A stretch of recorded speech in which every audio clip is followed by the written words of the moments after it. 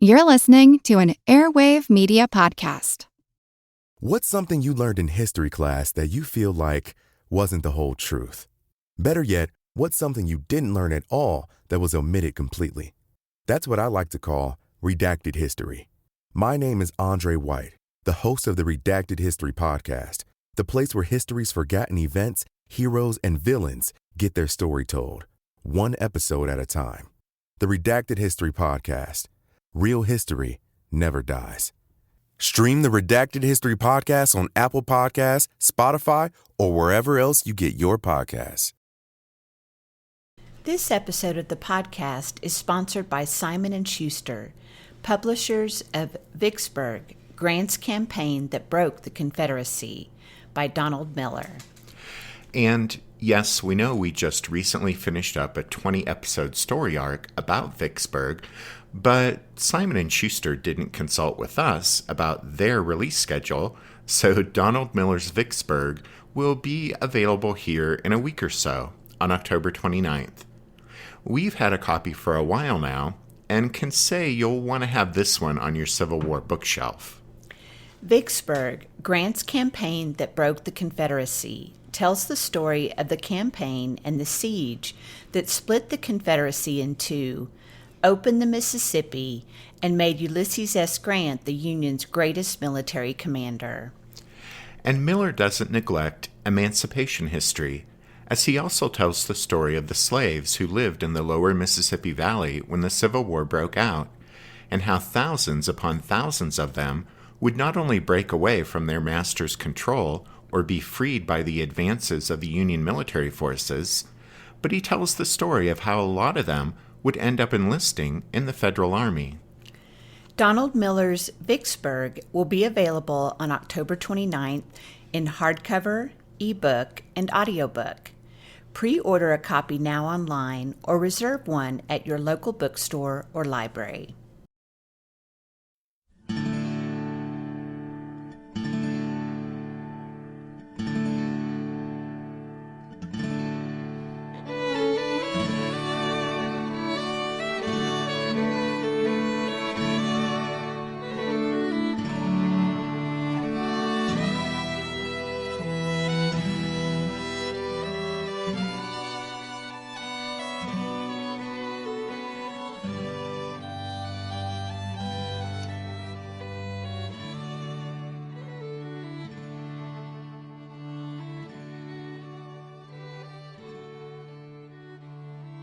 Hey everyone, welcome to the 297th episode of our Civil War podcast.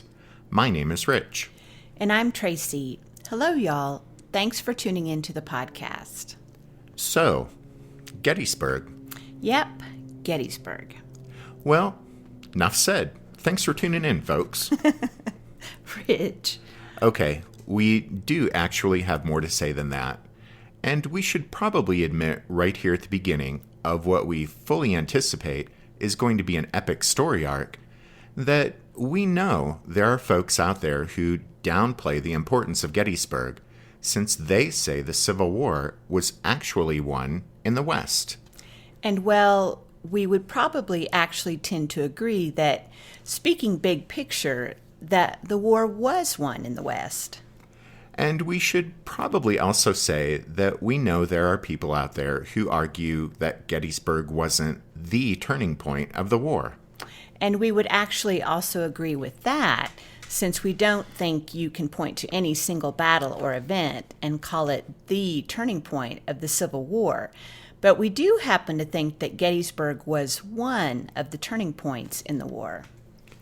Okay, so having issued those disclaimers, we should probably also admit right up front that we've been bitten by the Gettysburg bug. And for those of you who know what we're talking about, no explanation is necessary.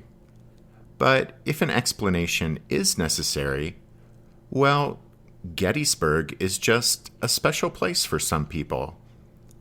Every Civil War battlefield is special in its own way, of course, but there's just something about Gettysburg when you're there, walking the ground, and you realize it's an extraordinary place where past and present collide, and where the past still speaks to those of us today who care to listen. Really, you understand why Joshua Lawrence Chamberlain called Gettysburg a vision place of souls. That happened in 1889 in a speech at Gettysburg when Chamberlain said, quote, "In great deeds something abides. On great fields something stays. Forms change and pass, bodies disappear, but spirits linger to consecrate ground for the vision place of souls. Generations that know us not and that we know not of, heart-drawn to see where and by whom great things were suffered and done for them, shall come to this deathless field to ponder and dream, and lo, the shadow of a mighty presence shall wrap them in its bosom, and the power of the vision pass into their souls." Chamberlain said, "In great deeds something abides," and we think that's very true. About 2,700 years ago, the Greek poet Homer wrote down the Iliad, an epic poem about a legendary conflict between the Greeks and the Trojans. The Civil War has been called the American Iliad because of its epic nature. And if we take each battle in the Civil War and cast it as a character in that awesome drama, then the part Gettysburg plays is surely that it stands as the great test of democracy, the darkest hour in a national struggle to determine whether any nation so conceived and so dedicated can long endure. And then in the South, Gettysburg also long stood as a high water mark and fabled, "What if?" As the novelist William Faulkner famously wrote, "For every Southern boy 14 years old, not once, but whenever he wants it, there is the instant when it's still not yet 2 o'clock on that July afternoon in 1863, and it's all in the balance. It hasn't happened yet. It hasn't even begun yet. It not only hasn't begun yet, but there is still time for it not to begin against that position and those circumstances."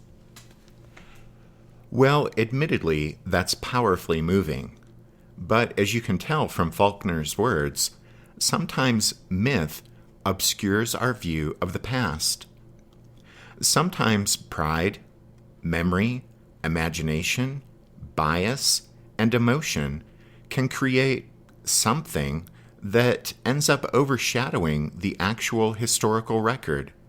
And what people remember and derive meaning from is a muddled mix of the personal, the historical, and even the political.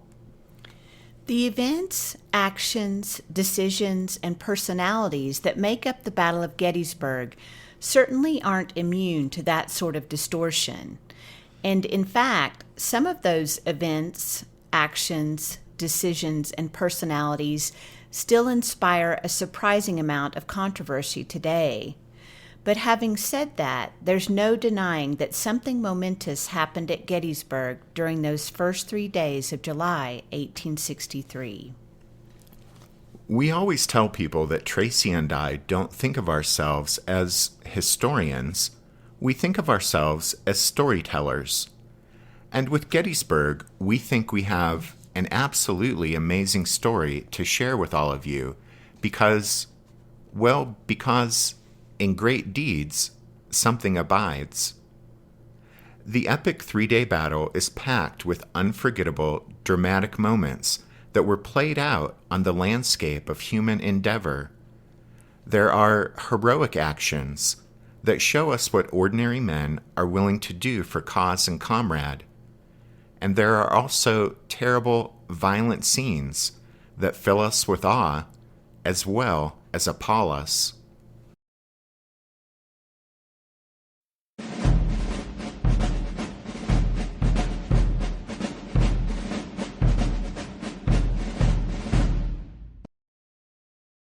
We wanted to take a few minutes here in this show to talk about how we're going to approach this story arc, because this is a story that we've been waiting a long time to tell, and we want to do it justice.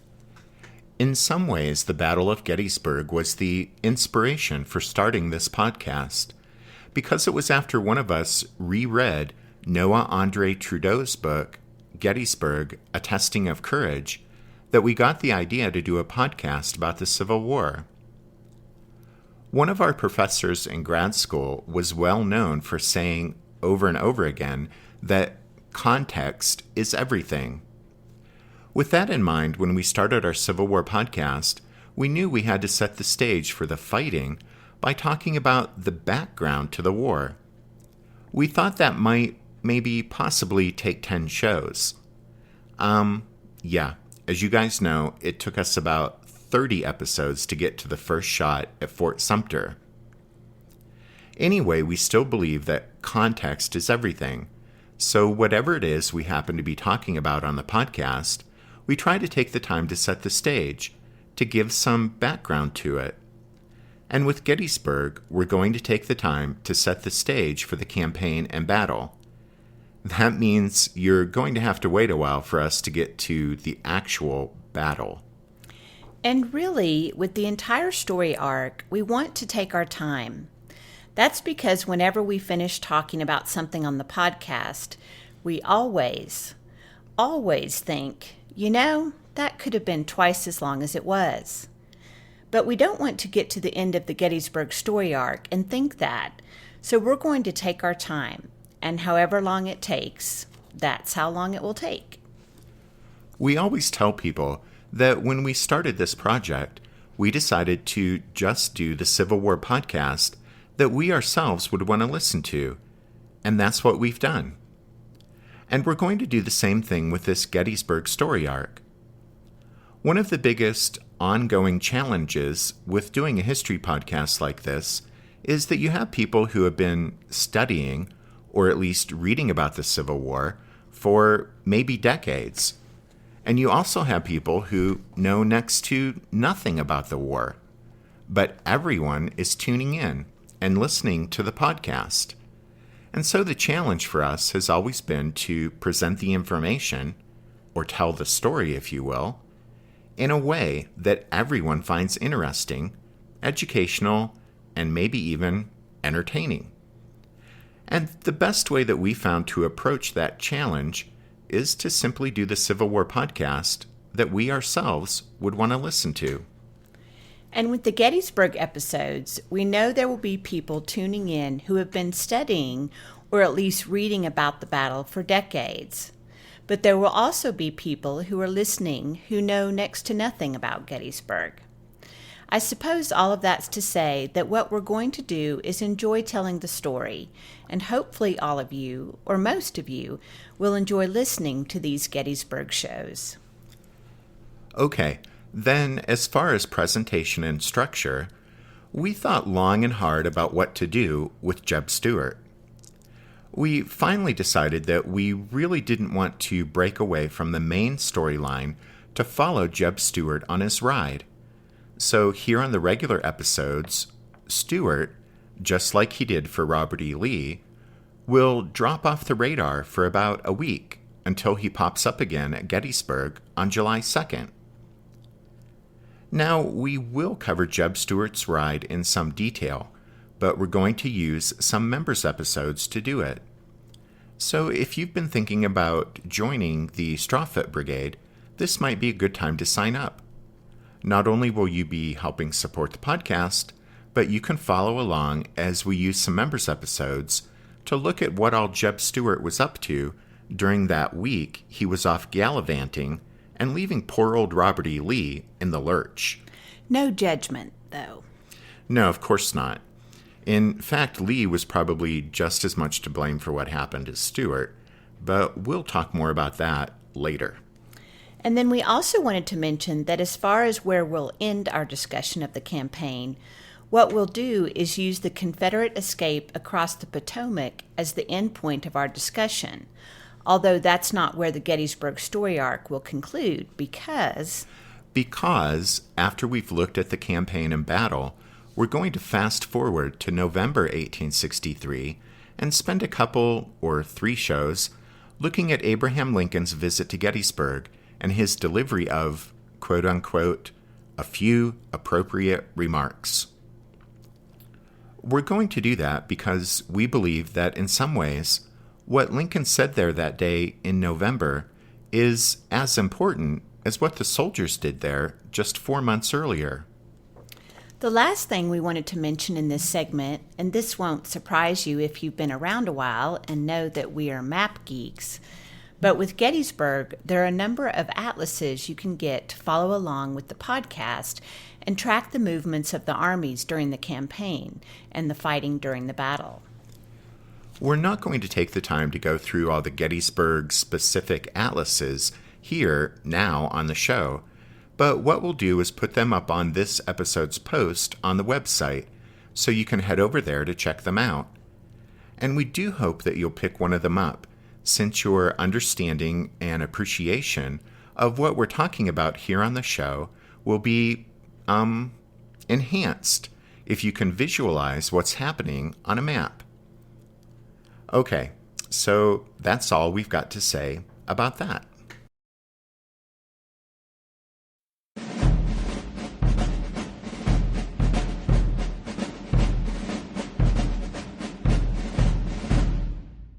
Did archaeologists discover Noah's Ark? Is the rapture coming as soon as the Euphrates River dries up? Does the Bible condemn abortion? Don't you wish you had a trustworthy academic resource to help make sense of all of this? Well, I'm Dan Beecher, and he's award-winning Bible scholar and TikTok sensation Dr. Dan McClellan, and we want to invite you to the Data Over Dogma podcast, where our mission is to increase public access to the academic study of the Bible and religion, and also to combat the spread of misinformation about the same. But, in a fun way. Every week we tackle fascinating topics, we go back to source materials in their original languages, And we interview top scholars in the field. So whether you're a devout believer, or you're just interested in a clear-eyed, deeply informed look at one of the most influential books of all time, we think you're going to love the Data Over Dogma podcast. wherever you subscribe to awesome shows.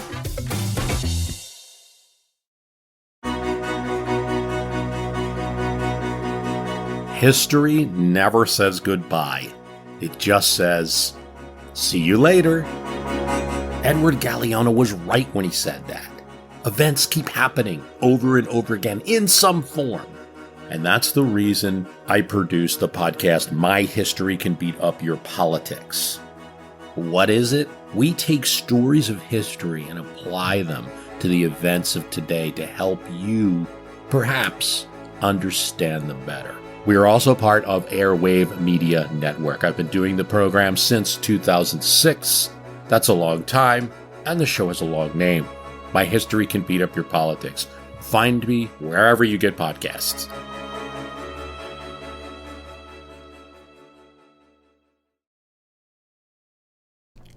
It's early morning on Wednesday, July 1st, 1863.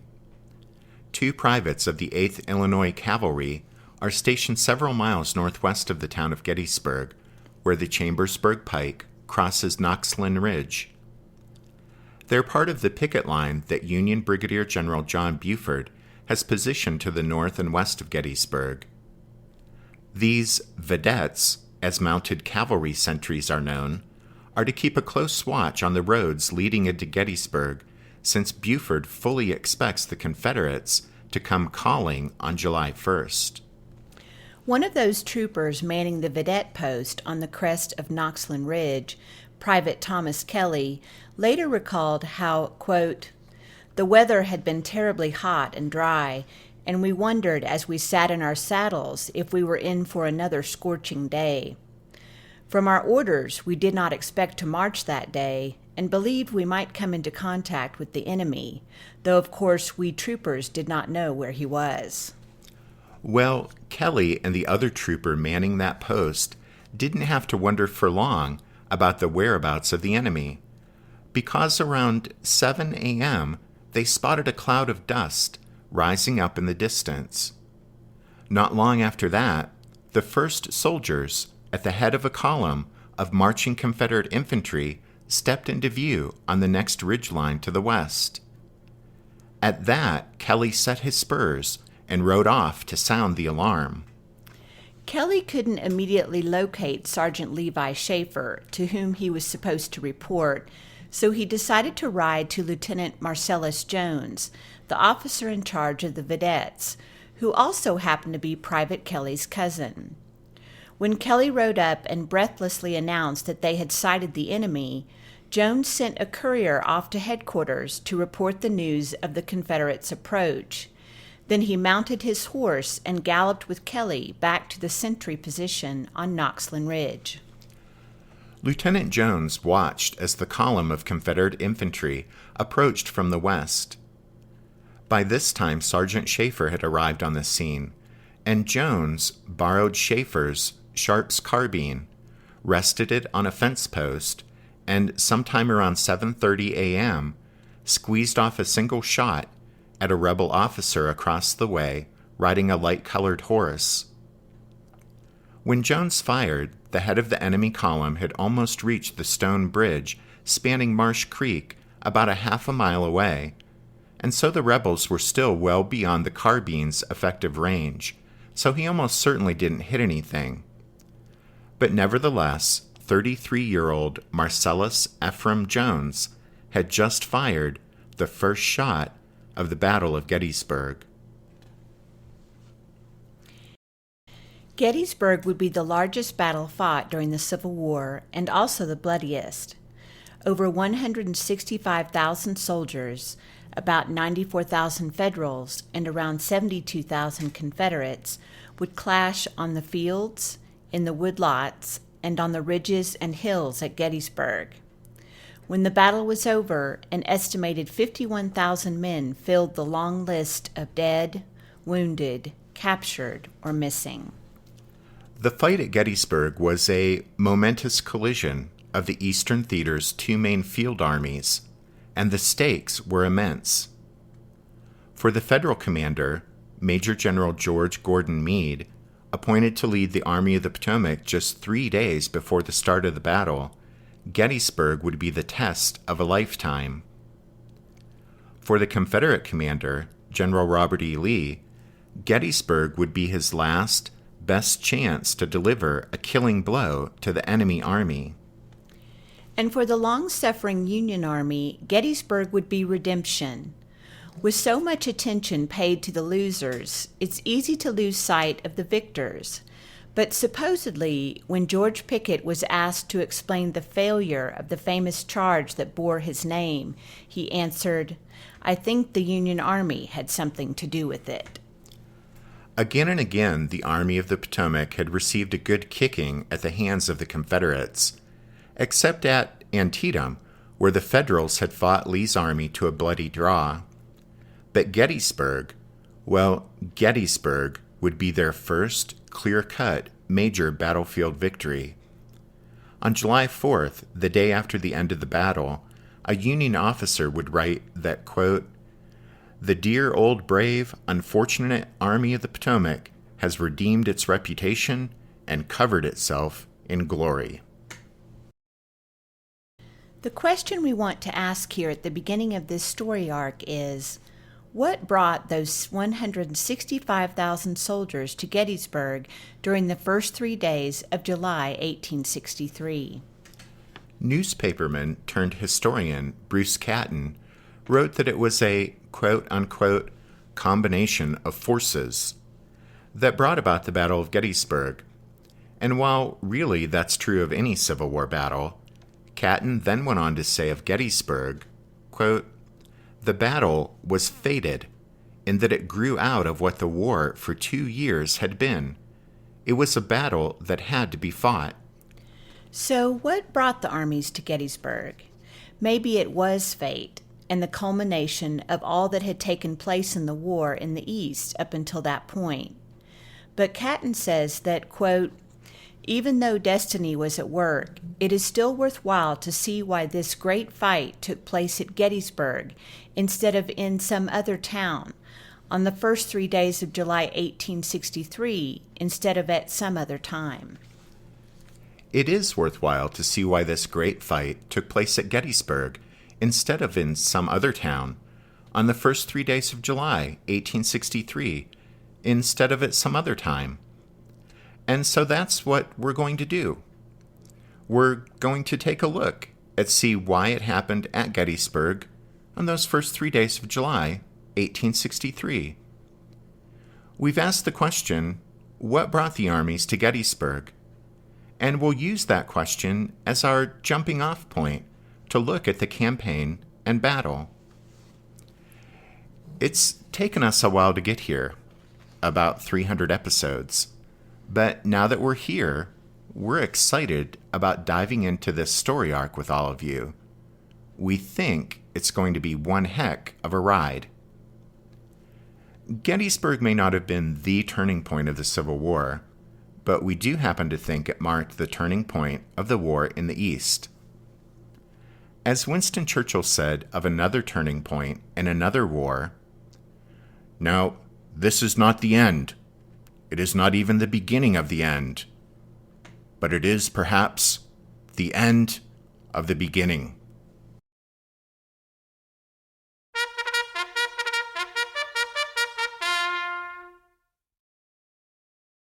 That means it's time for this episode's book recommendation. And our recommendation this time is Gettysburg, A Testing of Courage by Noah Andre Trudeau.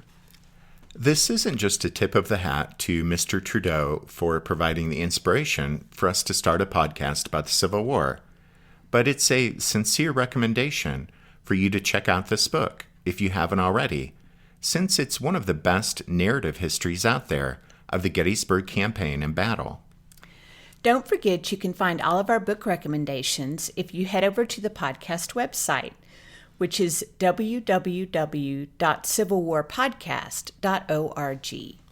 Also at the website, you can find links to the show's Twitter feed, Facebook page, and our TeePublic storefront if you want to pick up a podcast t-shirt. Or onesie. Yes, you can even get a podcast onesie, or a coffee mug or magnet. Anyway, also at the website, you can find information about joining the Strawfoot Brigade over on Patreon. So really, the website is the hub of all things Civil War podcast related. Well put. The hub of all things Civil War podcast related. Okay. Well, then as we wrap up this show, we wanted to remind you that this lovely music you hear at the beginning and end of each episode is from the song Midnight on the Water, and we use it with the kind permission of Spirit Wood Music. All right. Thanks for listening to this episode of The Civil War, 1861 to 1865, a history podcast. Tracy and I do hope that you'll join us again next time for this second episode of the Gettysburg story arc. But until then, take care. Thanks, everyone. Bye.